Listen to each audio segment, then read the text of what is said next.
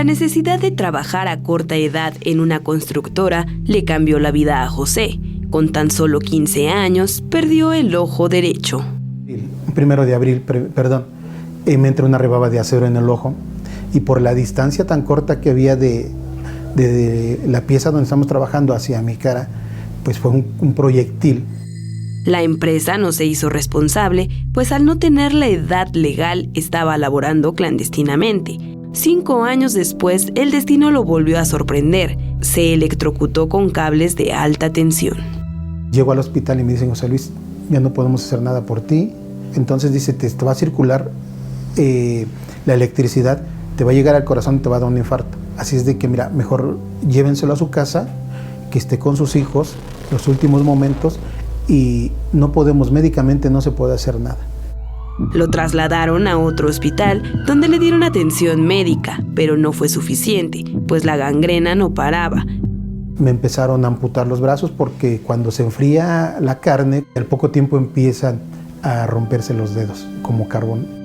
A pesar de que los doctores no le daban esperanzas, se encontró con uno que le propuso cortar las extremidades con machete o serrote para ganarle la batalla a la gangrena.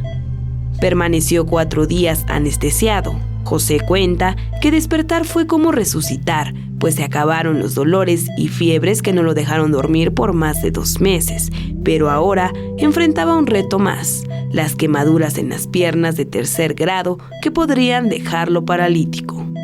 Inmediatamente yo ya llevaba a mis hijos a la escuela, les cargaba las mochilas y se me doblaban las piernas, me caía, me volvía a levantar y así sufrí muchas caídas, pero sabía que caminando se tenían que fortalecer otra vez las piernas.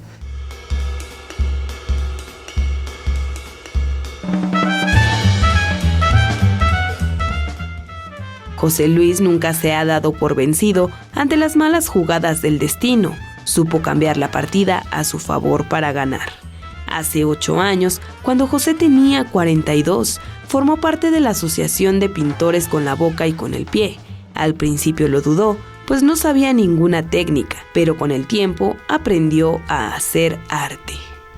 Pintamos todas las técnicas, tanto lápiz, carboncillo, óleo, acrílico, acuarela y temple, también café.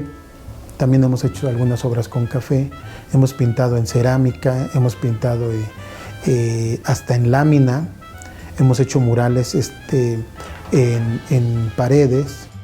Cada año debe pintar 5 obras para la asociación, mismas que envían a Suiza y tiempo después regresan al hogar de José.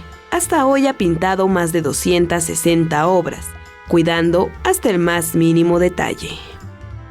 Mediante su experiencia, trata de ayudar a la sociedad y ser un buen ejemplo, en especial para los jóvenes, dando conferencias y clases de pintura en su comunidad. José Luis es un motivo de inspiración y superación que demuestra que nunca hay que rendirse ante las adversidades y que tal vez lo único que se necesita es fuerza de voluntad. Con imágenes de Manuel Hernández, Iraís Morquecho, 21 Noticias.